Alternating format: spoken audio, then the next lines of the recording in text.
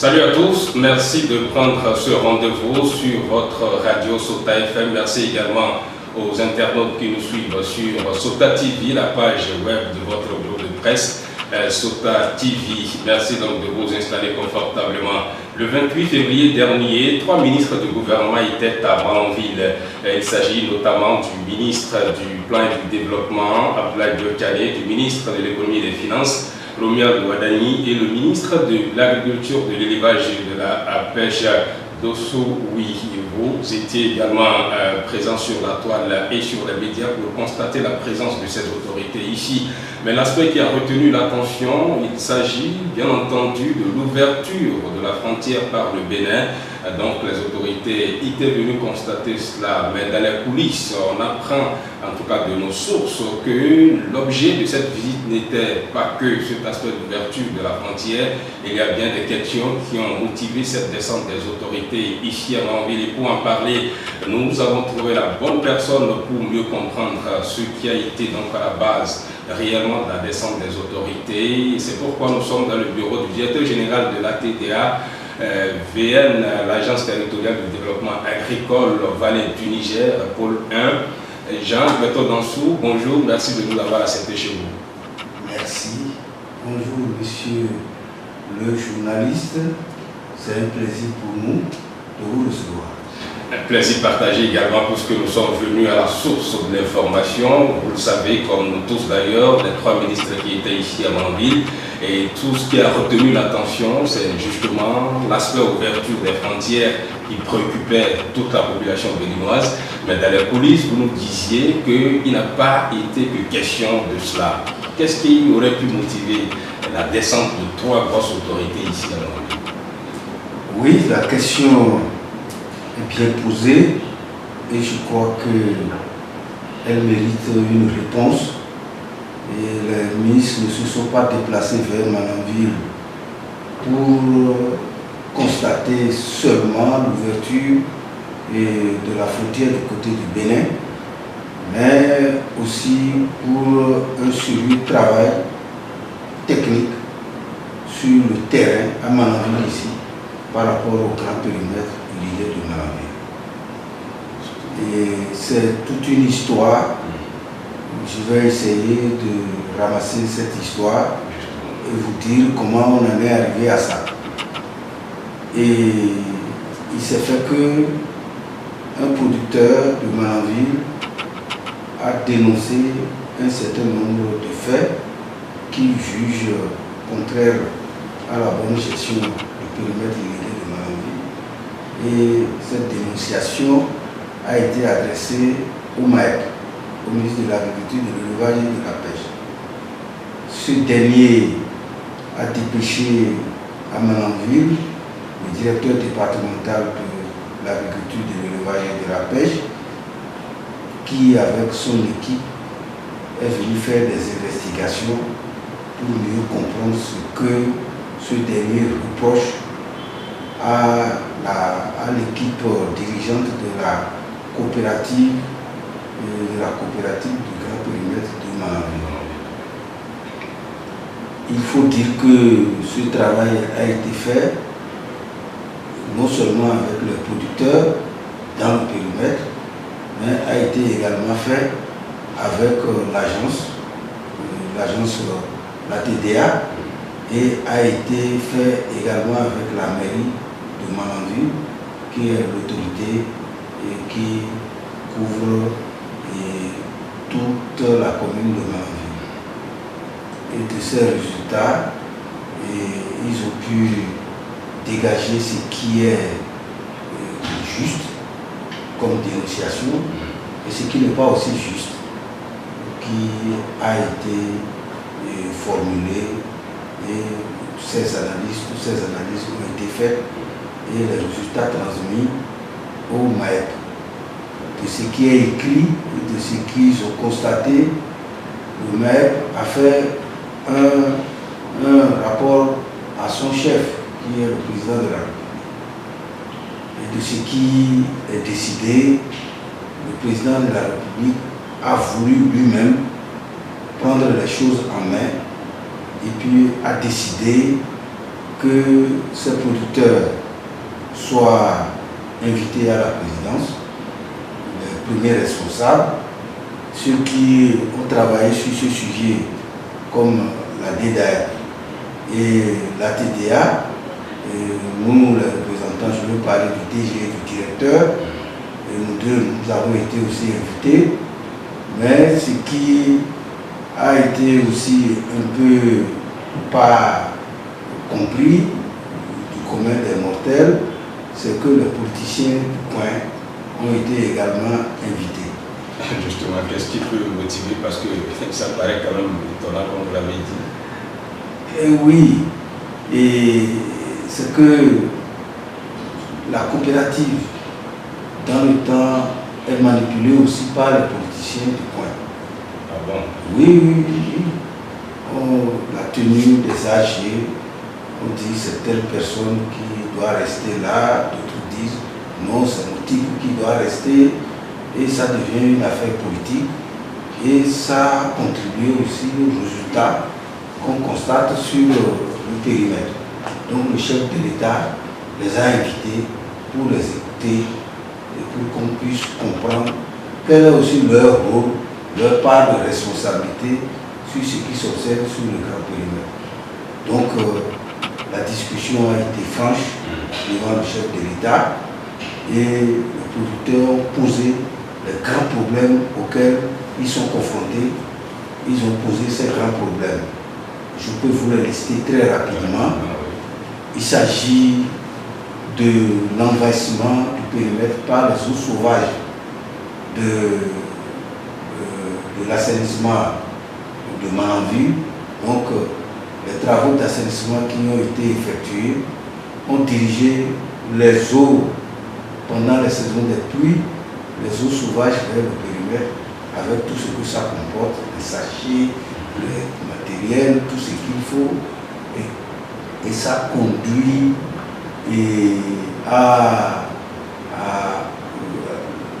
l'incapacité d'exploiter véritablement le périmètre pendant la grande saison des pluies. Est-ce qu'il y avait cette possibilité d'empêcher que les eaux envahissent? Justement, comme ce sont les producteurs qui rencontrent ces difficultés, ils ont posé ce problème-là au chef de l'État. Ils disent que pendant la saison des pluies, ils n'arrivent pas à exploiter le périmètre, bien exploiter le périmètre. Et pendant la saison sèche, ils ont un autre problème, qui est le problème de sécheresse, le problème de manque d'eau pour exploiter le périmètre pendant la saison sèche. Il faut tourner les appareils qui sont sur le périmètre. Je veux parler des appareils de pompage de l'eau, de l'énergie électrique, et tout ceci mis ensemble fait que le périmètre ne tourne pas bien. Et ça constitue le deuxième problème. Donc, à part le problème d'envahissement du périmètre par les eaux sauvages, il y a le problème de mauvais fonctionnement de toutes les infrastructures de pompage d'eau. Et c'est dû aussi à d'autres problèmes que je vais évoquer, qui sera le troisième problème. C'est que la coopérative a une ardoise vraiment salée auprès de la SB2E. Donc nous avons fait le point et ça fait environ 94 millions d'impayés. Au niveau de la SBE seule? Au niveau de la SBE seule, et la SBE les a privés d'énergie électrique et ils ne peuvent plus produire. Ils ont été obligés de se rabattre sur des groupes qui ont près de 70 ans d'existence. Les groupes laissés par les Chinois depuis 1970. Ce sont ces groupes qu'on continue de tourner et ils sont en train de mourir un à un. Et actuellement, il n'y a qu'un seul groupe qui tourne véritablement. Quand un groupe tombe en panne, on s'en va enlever les pièces d'un groupe pour réparer ce groupe-là, et ainsi de suite. Deux groupes sont déjà complètement morts et il reste deux autres, et c'est un seul qui fonctionne au moment où les producteurs ont rencontré le chef de l'État. Donc, ce sont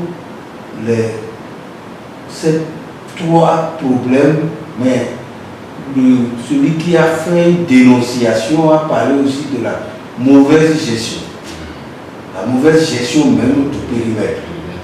Et cette mauvaise gestion, les producteurs ont dit, ils sont des producteurs, ce qu'ils savent faire, c'est de produire, de labourer, de planter le riz, d'entretenir, de récolter.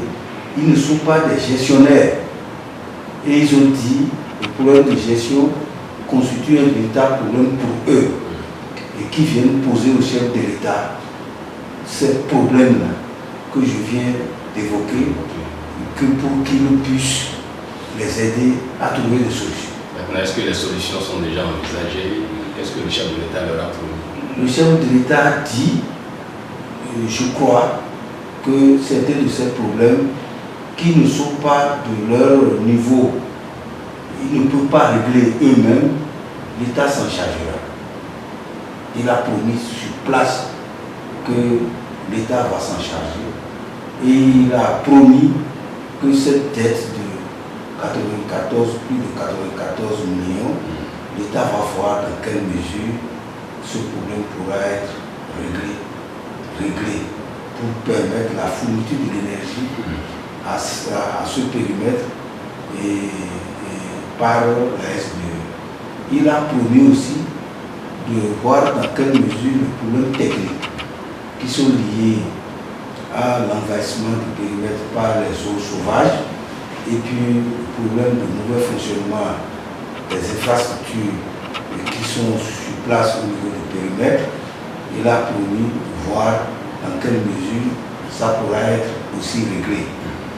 Et par rapport au problème de fonctionnement, on analysera la situation pour voir dans quelle mesure il faut aider, appuyer ces producteurs à régler tant soit peu le problème de mauvaise gestion au niveau de ce périmètre.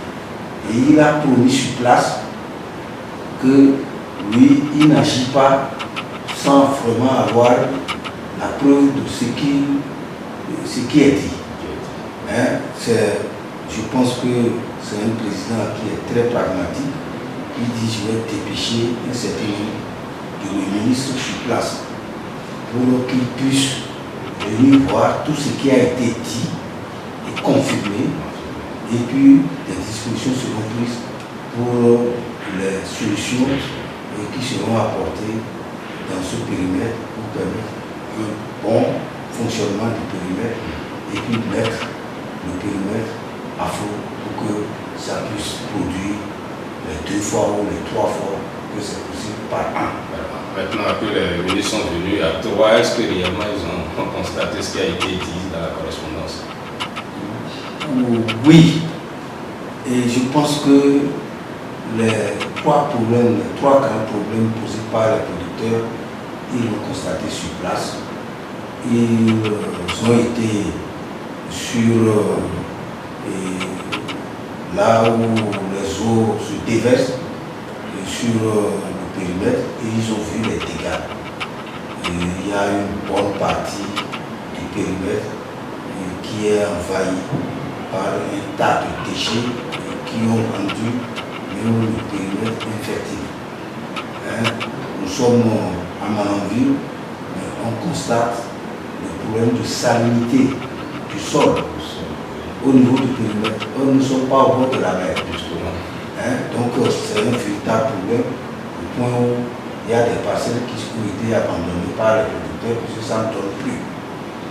Et ils ont vu aussi, toujours dans le cadre technique, le problème que les producteurs rencontrent au niveau du périmètre par rapport au pompage de l'eau pendant la saison sèche. L'autre se passe pendant la saison des pluies. Ils ne peuvent pas bien exploiter le périmètre à cause des eaux qui arrivent de partout, de la ville, avec tout ce que ça transporte. Et pendant la saison sèche, ils n'ont pas l'eau pour produire du riz, puisque le riz ne produit que dans l'eau. Et les installations ne fonctionnent plus bien. Et puis ils dépensent d'énormes sommes pour pouvoir approvisionner cette station de pompage en gasoil pour faire fonctionner le groupe. Il faut dire que le groupe, quand il travaille pendant 7 heures, ce groupe-là consomme jusqu'à 200 litres de gasoil. Vous voyez à peu près quel est le coût mensuel de ce groupe-là. S'il faut se rabattre seulement sur ce groupe, et puis le groupe n'a même plus la capacité d'envoyer de l'eau sur tout le périmètre. Il y a des endroits où il y a des infrastructures même qui sont devenues défectueuses, des canaux qui sont cassés, il y a perte d'eau au cours du transport de l'eau, il y a un certain nombre de problèmes techniques qui se posent dans le périmètre. Et les ministres, au cours de leur visite, ont vu tout ce qui est défaillance au niveau de ce périmètre. Ils ont vu, je l'ai déjà dit, là où les déchets s'entassent dans le périmètre, ils ont vu les canaux qui, sous l'effet de la chaleur, de tout ce qu'il y a ici, qui sont déjà cassés.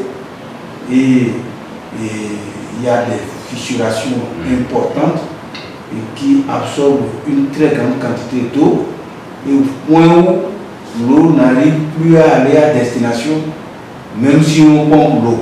Donc les infrastructures sont désuètes. C'est fini.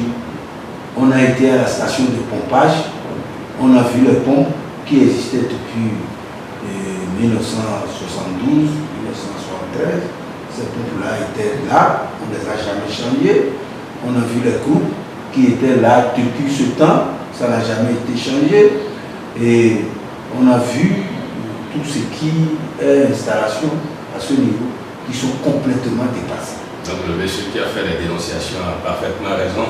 Il a raison. Et il a dénoncé aussi, c'est surtout le côté gestion qu'il a surtout dénoncé. Et que les gens, le renouvellement de la coopérative ne se fait pas comme il se doit. Et il a dit que ce que chaque producteur doit donner pour l'entretien du périmètre ne se donne pas bien. Ceux qui doivent faire ce mouvement ne le font pas bien. Et il a dénoncé quand même beaucoup de choses, mais qui sont réelles. Qui sont aussi réelles.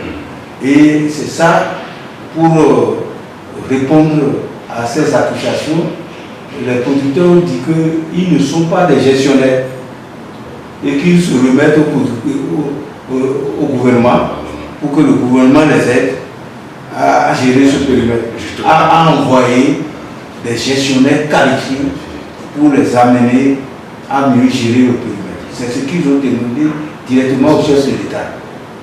D'accord, les promesses ont été faites après la descente des ministres, ça fait déjà environ un mois. Est-ce qu'il y a déjà des promesses qu'on peut espérer peut-être concrètes, en tout cas en termes de planification? Oui, je peux vous dire que ce ne sont pas seulement les promesses. Et les ministres sont arrivés, il faut dire, je croyais que tu allais me poser la question de savoir pourquoi ces 3 ministres-là. Justement, on va en arriver. Ah bon, sinon, ça va me permettre d'aller vers la perspective. Pourquoi ces 3 ministres? Oui, pourquoi? Parce que c'est vrai qu'on sait que c'est le ministre de l'Agriculture, c'est son domaine. On voit Bladio Tchané, qui est le développement. On voit également le ministre des Finances. Voilà. Quel lien on peut faire? Je m'attendais à une question comme ça de votre part, mais il faut dire que chaque ministre était arrivé pour ce qu'il sait bien faire. Le ministre de l'Agriculture est celui qui s'occupe de l'agriculture, la production, la promotion de la production au niveau de ce périmètre et au niveau de Mananville, puisque nous sommes dans une vallée. Ça, c'est la préoccupation du ministre. Mais quand le gouvernement dit à travers le chef de l'État qu'il va envoyer ses ministres pour voir si c'est vrai et qu'est-ce qu'on peut faire, là-dedans il y a le développement. Vous ne voyez pas le développement? Si le gouvernement investit ici, c'est le ministère du Développement qui a cette charge. Le ministre d'État a la charge du développement. Il faut développer Malanville, il faut développer la vallée. Et ce développement passe par l'installation d'infrastructures coûteuses. D'où la présence du ministre des Finances qui doit savoir, mais on doit investir quoi ici pour rendre non seulement le périmètre viable, exploitable, mais qu'est-ce qu'il faut mettre encore pour développer le coin et installer les infrastructures dont ce coin-là, Malanville, a besoin pour un développement conséquent. Donc, l'agriculture s'occupant de la promotion, de la production, le développement qui s'occupe de tout ce qui est développement, et puis les finances qui doit sortir l'argent. Donc, quand ce ministre d'État vient quelque part, c'est pour régler les problèmes des finances. Il ne sort pas comme ça, mais le problème de Malanville l'a amené à sortir de son bureau. Ce qui veut dire que le gouvernement vit juste. Oui, l'enjeu est de taille. L'enjeu est de taille. Nous avons un potentiel non encore exploité ici. Et c'est pour déboucher sur la question que vous avez posée. Oui. Qu'est-ce qu'ils sont venus? Il y a quoi? Il y a quoi? Parce que c'est ça, les Malanvillois attendent. Et c'est qu'ils attendent. Du gouvernement. Qui arrive quelque part. L'état des lieux n'est pas épuisant. La vétusté des infrastructures. Quand 3 ministres de ces secteurs sont arrivés, qu'est-ce qu'on peut espérer? Ces 3 ministres ont vu le périmètre. Ils ont été sur le périmètre irrigué de Malanville. Ils ont constaté vraiment l'ampleur des dégâts qui ne peuvent pas être à la charge des producteurs. Eux-mêmes, ils ont constaté que ces dégâts, ça ne peut qu'être que le gouvernement qui doit appuyer la réflexion de tout ce qu'on a constaté. Donc, ça constitue d'abord un investissement profond pour remettre encore le périmètre exploitable et toute l'année. Ça là, ça fait un. Il y a les infrastructures qui sont dépassées. Aujourd'hui, les gens n'utilisent plus les groupes, ils n'utilisent plus. On peut mixer l'énergie, et il y a l'énergie solaire qu'on peut utiliser pendant la saison sèche. L'énergie est en quantité ici. Et pendant la saison des pluies, utiliser l'énergie conventionnelle qui est celle de la SDE. Donc il faut qu'il y ait un mixage de ces deux-là. Il faut avoir un parc solaire pour pouvoir faire tourner toutes les installations. Mais il faut changer aussi ces groupes et ces pompes qui sont très vieux et qui ne répondent plus. Et il faut le faire, mais ils sont allés loin.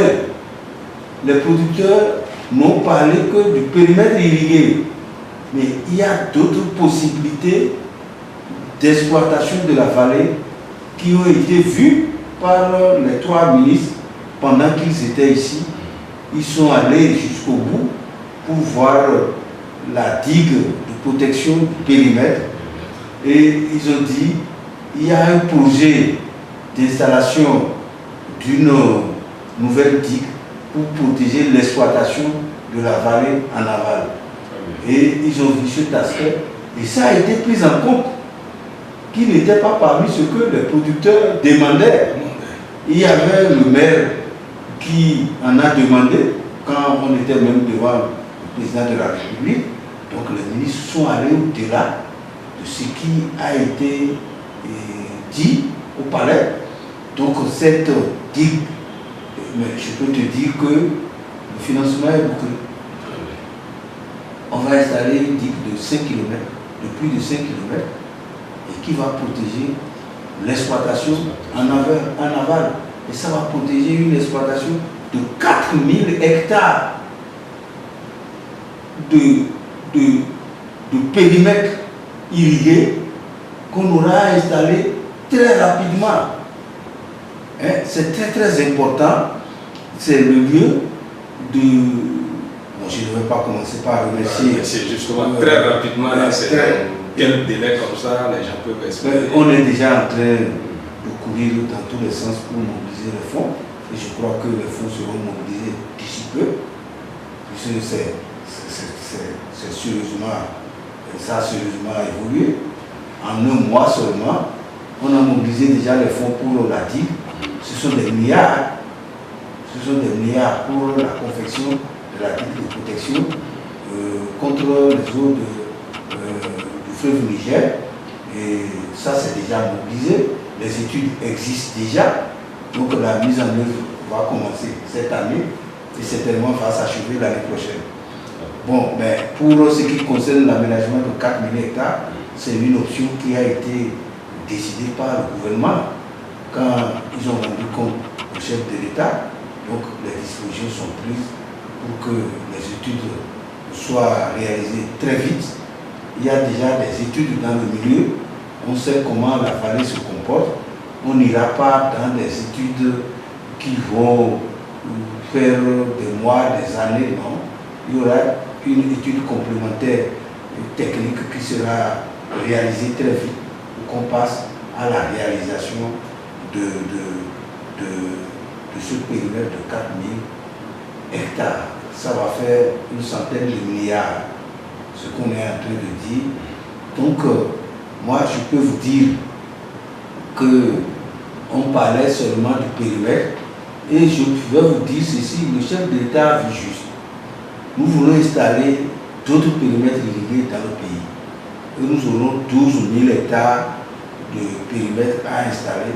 Si le petit périmètre de 500 hectares que nous appelons le grand périmètre irrigué de Mananville ne fonctionne pas bien, il vaut mieux mettre ce périmètre-là et rendre ce périmètre fonctionnel et comprendre déjà les difficultés que nous aurons quand nous aurons à mettre en exploitation les grands périmètres qui vont couvrir jusqu'à 12 000 hectares qu'on va installer au niveau de tout le Bénin. Donc là, moi je pense que le chef de l'État a bien vu et a demandé qu'on appuie la réhabilitation du périmètre de Mananville et qu'on débouche en même temps sur l'installation de nouveaux périmètres et qui vont faire que la production va substantiellement augmenter au niveau de Mananville. Oui. Tout ça c'est de très bonnes nouvelles que les producteurs attendent certainement. Est-ce qu'eux-mêmes ils sont déjà en tout cas informés, préparés pour pouvoir faire face désormais à ce défi-là? Bon, il y a plusieurs défis à relever, d'abord sur le plan de la gestion technique et tout. C'est pour revenir au problème de la gestion. Le problème de la gestion, ils ont demandé au chef de l'État de les aider à gérer le périmètre. Et ils ont écrit, et ils ont fait envoyer un PV de résolution qu'ils ont remis au ministre quand ils étaient venus ici pour dire qu'eux autres, ils sont prêts à jouer seulement leur rôle de producteurs et que le gouvernement les appuie et à la gestion nouvelle du périmètre par des gens outillés pour. Donc là, ils ne veulent plus que les gestionnaires proviennent de leur corporation. De leur corporation. Et là, qu'est-ce qu'ils se remettent, ils se remettent à l'État. On est en train de parler déjà de l'installation d'un administrateur provisoire du périmètre qui va gérer le périmètre pendant 2 ans. Et bien sûr, avec une équipe, ce n'est plus la coopérative qui s'en chargera, mais il y aura un comité consultatif composé des 24 représentants des 24 sections de la coopérative qui sera l'interface entre ceux d'administrateurs provisoires et puis eux autres les producteurs. Et je crois que c'est une très bonne solution. Les producteurs vont se consacrer véritablement à ce qu'ils savent faire, mais on ne leur arrache pas non plus la gestion du périmètre. Ils seront à côté de l'administrateur provisoire pour voir tout ce qui se passe, comment il faut régler le problème des factures de la SPE au fur et à mesure, et pour qu'il n'y ait plus de dettes de facture, comment il faut approvisionner ce périmètre-là en intrants nécessaires, en intrants et suffisamment pour une très bonne production. Et ça là, c'est l'administrateur provisoire qui va le faire pendant 2 ans, en ayant à côté les producteurs qui vont suivre.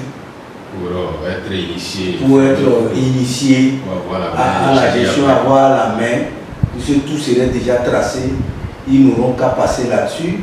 Et ils ont écrit pour demander qu'eux-mêmes, ils veulent se mettre sous cloche d'abord, hein, ils veulent rester un peu à l'écart de la gestion directe du périmètre, mais ils veulent suivre ce que l'administrateur provisoire doit faire. Moi, je pense que c'est une très bonne décision, c'est une décision de sagesse de ces producteurs qui ont demandé à l'État de venir les appuyer. Mais il faut dire que les choses ont aussi évolué très vite au niveau de ce dossier-là. Je pense qu'un administrateur provisoire est en train d'être désigné et il a été dit que cet administrateur doit rester au sein de l'ATDA. L'ATDA va fournir les bureaux qu'il faut pour l'administrateur, pour l'équipe de cet administrateur, pour travailler avec les producteurs. Et on a exigé, ils ont exigé, je veux parler des ministres, qui ont exigé qu'on n'aille pas les mettre quelque part où l'accès des producteurs soit compliqué. Mais comme la TDA est déjà la maison des producteurs, et ils auront facilement accès à ces producteurs. Donc nous avons été instruits pour qu'on puisse leur fournir des logements. Nous, on a déjà dégagé le bureau qu'il faut dégager, nécessaire pour que cette équipe fonctionne normalement et dans de bonnes conditions. Donc la TDA a déjà fait ça et je crois que selon ce que j'ai appris, le remboursement par l'État de la dette est déjà effectif et il reste que la SPE vienne poser un compteur industriel dans ce périmètre pour permettre la production encore, pour conduire à terme la production de conservation qui est en cours. Donc avec l'administrateur, il n'y aura plus d'influence politique Donc je parlais des politiciens qui étaient là, c'était pour que ce qui a été dénoncé dans le rapport de la DDAE, et ça, je crois qu'ils ont expliqué, ils ont dit, ils ne mettront plus pied. Ils ont promis au chef de l'État qu'on laisse les producteurs gérer leurs choses. Parce que chacun veut attirer le plus de voix vers lui. Oui. C'est une bonne guerre. Il faut plutôt privilégier le développement réel. Le développement réel. Donc voilà, j'ai dit l'essentiel de ce que... Justement, on tend progressivement vers la fin de cette émission, mais ce qu'on peut espérer, c'est que bientôt, avec toutes ces réformes-là et l'appui du gouvernement, Manambi pourra espérer de production de riz en grande quantité. Mais à côté de tout ça, est-ce qu'il y a des projets qui sont annoncés pour accompagner? On sait que généralement les producteurs, surtout du secteur rizicole, ont souvent besoin de ces appuis, des projets pour pouvoir mener à bien leur production. C'est aussi une bonne question. Et Manonville est la commune, la plus grande commune productrice de l'île Bénin. Et Mananville et Karimama produisent le tiers de la production nationale. Le tiers, nous sommes en 2022 à 531 000 tonnes et de ces 531 000 tonnes, Mananville et Karimama produisent le tiers. Imaginez-vous l'influence de la production de riz et le niveau de technicité des producteurs de Mananville par rapport à la production de riz. Ce sont des gens qui raisonnent presque déjà comme des ingénieurs, des spécialistes du riz. Ils atteignent déjà des rendements très élevés, jusqu'à 7 ou 8 tonnes à l'hectare, pendant que dans les autres bassins rizicoles du pays, on est encore à 3-4 tonnes à l'hectare. Il faut dire que ça a été compris comme ça, et il y a beaucoup de financements qui viennent également dans notre, nous on appelle ça notre pôle de développement agricole. Et nous avons un projet qui vient de démarrer. Nous avons fini de signer une convention où ce projet va intervenir dans la promotion, la fourniture des intrants, des semences améliorées et des aménagements, d'autres aménagements en dehors de ce qui est prévu. 4 000 hectares qui viennent d'être, qui sont rentrés dans le jeu. Il y avait déjà à Mananville 1500 hectares qui étaient prévus, pas au même endroit, et où les études tout étaient déjà terminées. Et on a fini déjà l'APD, la pièce et l'APD. Et il faut dire que ce projet fera aussi d'autres aménagements. Et on fera aussi d'autres réhabilitations, puisqu'il y a les aménagements de Sota. Il y a 400 hectares dans Sota. Tout ce que nous avons dit, nous n'avons pas du tout parlé de Sota. On aura le temps d'aborder ces aspects. Et nous avons il faut réhabiliter aussi ces périmètres et installer aussi ces parcs solaires et rendre disponible l'énergie solaire pour tourner les groupes et les stations de pompage dans ces périmètres. Et je crois qu'il y a d'autres projets également qui vont intervenir.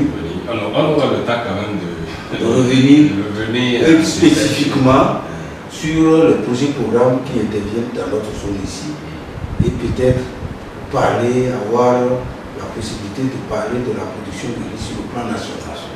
Sur le plan national, il y a Rifan, ce sont les Nigériens qui sont en train d'intervenir à Mananville et qui veulent appuyer fortement les producteurs de Mananville en intrant. Je veux parler d'engrais NPK et de l'urée, et je veux parler de motopompes, et puis je veux parler également des herbicides. Les autres, ils sont prêts à apporter tous ces intrants sur plus de 6 000 hectares pour la première année et qui partira jusqu'à 12 000 hectares les années qui suivront. Mais il y a Premium qui a pris la rizerie de Mananville et qui est en train de faire beaucoup de choses.